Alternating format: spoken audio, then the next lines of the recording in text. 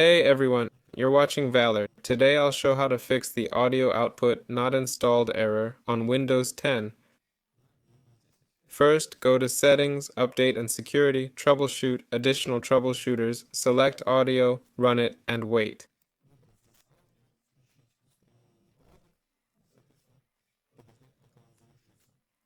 Here's the second method. Open Services, type Service, find Windows, Audio, right-click, select Properties,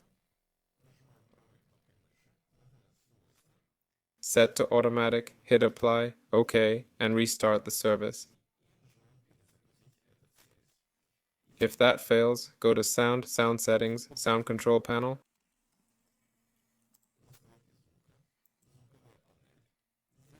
Right-click, check Show Disabled Devices. Select your device and oops!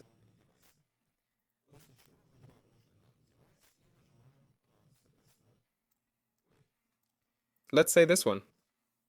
Set it as default. Right-click, Set as Default Device. If that doesn't work, open Device Manager, find Audio.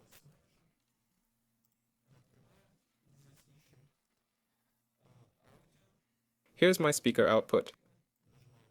Right-click the speaker, select Update Driver.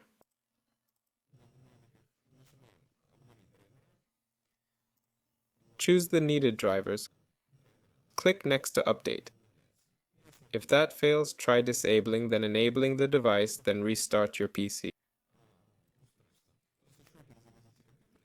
This was Valor. See you later.